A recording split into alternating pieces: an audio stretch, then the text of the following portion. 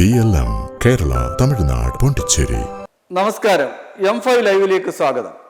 ശബരിമല സ്വർണ്ണക്കൊള്ളയിൽ ദൈവതുല്യരുണ്ടെന്ന നിലപാടെടുത്ത് പ്രതികളെ രക്ഷിക്കാൻ ശ്രമം നടത്തിയെങ്കിലും അയോധ്യയിലെ സംഭാവന കൊള്ളയിൽ ശ്രീരാമൻ മാത്രമേ ഉള്ളൂ എന്നും ദൈവതുല്യർ ആരുമില്ല എന്ന നിലപാടിലുമാണ് RSS അഖില ഭാരതീയ നേതൃത്വം എത്തിയത്. ഇത് കാരണം ഒരു പ്രതിക്കും സംരക്ഷണം ഉണ്ടാകില്ലെന്ന് ഉറപ്പാവുകയും ചെയ്തു. അയോധ്യ ശ്രീരാമക്ഷേത്രത്തിലെ സംഭാവന കൊള്ള നടത്തിയ ക്ഷേത്ര ജീവനക്കാരെയോ ട്രസ്റ്റ് അംഗങ്ങളെയോ യാതൊരു രീതിയിലും സംരക്ഷിക്കില്ല എന്ന പരസ്യ നിലപാടിലേക്ക് RSS എത്തിയത് ആരോപണ വിധേയരുടെ നില പരിങ്ങലിലാക്കി.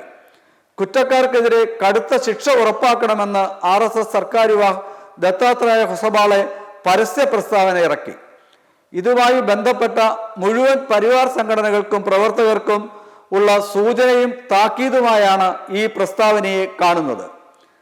തലമുറകളുടെ പോരാട്ടങ്ങളുടെയും ദശലക്ഷക്കണക്കിന് രാമഭക്തരുടെ സമർപ്പണം, ത്യാഗം, ഭക്തി എന്നിവയുടെയും ഫലമായാണ് അയോധ്യയിൽ ശ്രീരാമ ജന്മഭൂമിയിൽ ഉയർന്ന മനോഹരമായ ക്ഷേത്രം. ഇത് മുഴുവൻ ഹിന്ദു സമൂഹത്തിൻ്റെയും ഭക്തിയുടെയും വിശ്വാസത്തിൻ്റെയും കേന്ദ്രമായി മാറണം. അങ്ങേയറ്റം അപലപനീയമായ ഇപ്പോഴത്തെ സംഭവത്തെ അസാധാരണമെന്ന് കണക്കാക്കി മാനേജ്മെന്റിലും ഭരണത്തിലുമുള്ള പോരായ്മകൾ പരിഹരിക്കാൻ ഫലപ്രദമായ നടപടികൾ രാമക്ഷേത്ര ട്രസ്റ്റ് രൂപീകരിക്കുമെന്നാണ് ഹിന്ദു സമൂഹം പ്രതീക്ഷിക്കുന്നതെന്ന് ഹൊസബാളെ പറഞ്ഞു. ദശലക്ഷക്കണക്കിന് രാമഭക്തരുടെ വിശ്വാസവും ഭക്തിയും തകർക്കുന്നതൊന്നും ഉണ്ടാകാൻ പാടില്ല. ആശയക്കുഴപ്പവും അനിശ്ചിതത്വവും അവസാനിപ്പിക്കണം. ഇക്കാര്യത്തിൽ ക്ഷേത്ര മാനേജ്മെന്റും UP സർക്കാരും രൂപീകരിച്ച പ്രത്യേക അന്വേഷണ സംഘവും നടപടികൾ സ്വീകരിക്കുമെന്ന് പ്രതീക്ഷിക്കുന്നു. ശരിയായ സാമ്പത്തിക മാനേജ്മെന്റ്, സുഗമ പ്രവർത്തനത്തിനുള്ള കുറ്റമറ്റതും സുതാര്യവുമായ സംവിധാനങ്ങൾ, നീതിയും വിശുദ്ധിയും നിറഞ്ഞ അന്തരീക്ഷം എന്നിവയിലൂടെ ശ്രീരാമ ജന്മഭൂമി തീർത്ഥക്ഷേത്ര ട്രസ്റ്റ് ഹിന്ദു സമൂഹത്തിന്റെ വിശ്വാസവും ഭക്തിയും നിലനിർത്തണമെന്ന് സർക്കാരുവാഹ് പറഞ്ഞു.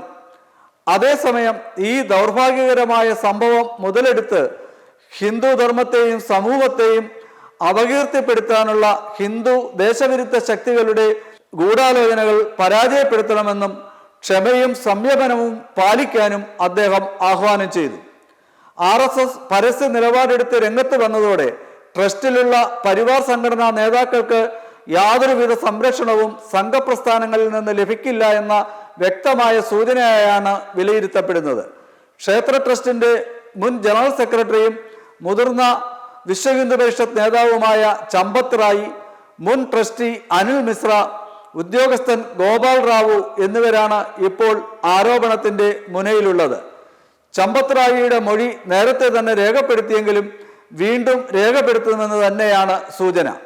കേസുമായി ബന്ധപ്പെട്ട 140 പേരുടെ പട്ടിക UP പോലീസിന്റെ പ്രത്യേക അന്വേഷണ സംഘം തയ്യാറാക്കിയിട്ടുണ്ട്. ഇതിനിടെ പണമെണ്ണുന്ന സ്ഥലത്തെ അദൃശ്യ ക്യാമറയിലെ വീഡിയോയും പുറത്തു വന്നു. 45 ദിവസത്തെ ദൃശ്യങ്ങളാണ് ഇതിലുള്ളത്. ആരോപണ വിധേയരായി അറസ്റ്റിലായവരിൽ ചിലർ വസ്ത്രങ്ങളിൽ പണം ഒളിപ്പിക്കുന്ന ദൃശ്യങ്ങളും ഇതിൽ കണ്ടെടുത്തിട്ടുണ്ട്. കഴിഞ്ഞ 5 വർഷത്തെ ട്രസ്റ്റിന്റെ അക്കൗണ്ടുകളും വരവ് ചെലവ് കണക്കുകളും മുഴുവൻ പൂർണ്ണമായും പുനഃപരിശോധിക്കാനും പ്രത്യേക അന്വേഷണ സംഘം തീരുമാനിച്ചിട്ടുണ്ട്. ക്ഷേത്ര നിർമ്മാണവുമായി ബന്ധപ്പെട്ട വരവും ചെലവും, ലഭിച്ച സ്വർണവും വെള്ളിയും മറ്റ് അമൂല്യ വസ്തുക്കളും എല്ലാം അന്വേഷണത്തിന്റെ പരിധിയിൽ ഉൾപ്പെടുമെന്ന് തന്നെയാണ് സൂചന. UP പോലീസിന്റെ പ്രത്യേക അന്വേഷണ സംഘം നടത്തുന്ന അന്വേഷണത്തിനൊപ്പം തന്നെ പണം തിരിമറിയ നടത്തിയ സംഭവങ്ങളിൽ എൻഫോഴ്സ്മെന്റ് ഡയറക്ടറേറ്റിന്റെ അന്വേഷണം ഏർപ്പെടുത്തുന്ന കാര്യവും പരിഗണിക്കുന്നതായി സൂചനയുണ്ട്. പ്രതികളുടെയും കുടുംബങ്ങളുടെയും ബാങ്ക് ഇടപാടുകളും ഭൂമി ഇടപാടുകളും അന്വേഷിച്ച പോലീസ് സംഘം സമാഹരിച്ച വിവരങ്ങൾ അടിസ്ഥാനമാക്കി എൻഫോഴ്സ്മെന്റ് കൂടുതൽ അന്വേഷണം നടത്തിയേക്കും. പ്രത്യേക അന്വേഷണ സംഘം തന്നെ ഇക്കാര്യം ആവശ്യപ്പെടും എന്നാണ് അറിയുന്നത്.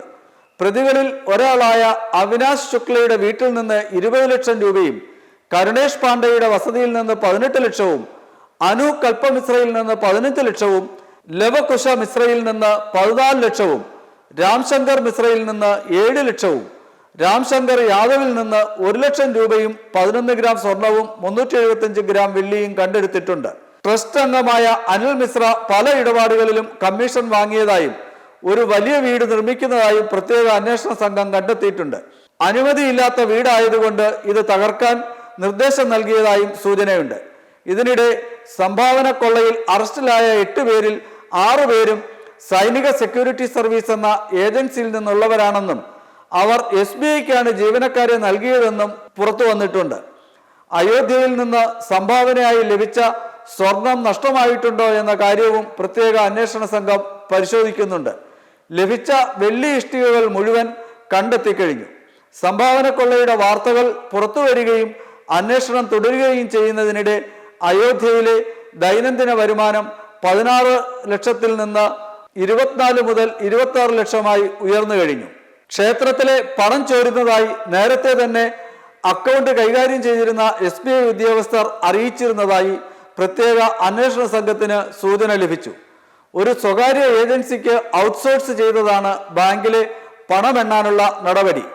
സംശയം തോന്നിയപ്പോൾ ഇവരെ മാറ്റാനുള്ള ശ്രമം ഉണ്ടായെങ്കിലും ചമ്പത് റായിയുടെയും അനിൽ മിശ്രയുടെയും ഇടപെടൽ കാരണം നടന്നില്ല എന്നാണ് പുറത്തുവരുന്ന വിവരങ്ങൾ.